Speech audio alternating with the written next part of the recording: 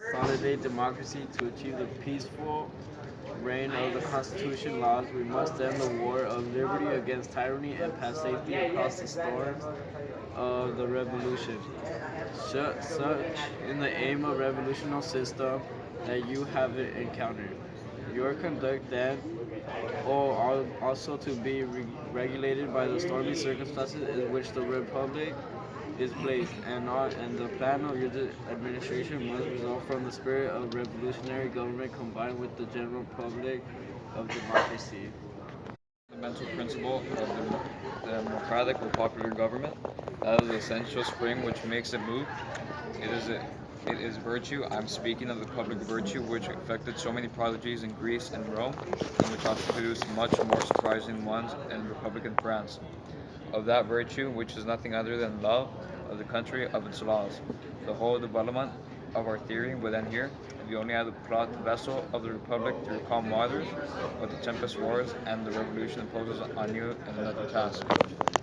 Internal and external enemies of the Republic will perish with it. Now, in this situation, the first maxim of the policy ought to be to lead the people by reason, and the enemies peoples by enemies' terror. If the spring of popular government in time of peace is virtue, the springs of popular government in revolution are at once virtue and terror. Virtue without which terror is fatal, terror without which virtue is parlous. Terror is nothing other than justice, prompt, severe, and flexible. It is therefore part of virtue. It is not so much a special principle as it is a consequence of the general principle of democracy applied to our country's most urgent needs. Owes protection only to peaceful citizens.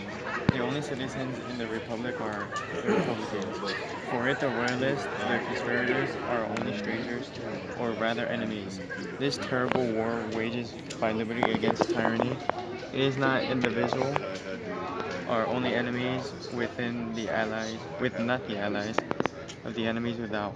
The assassins who tear our country apart, the integrities who, by the consensus that hold the people's mediate the traitors who sell them, the mercenaries, pamphleteers hired to dishonor the people causes, to kill public virtue, to sit up of the fire of civil discord, and to prepare political controversy by moral controversy are all those men less guilty or less dangerous than the tyrants whom they serve.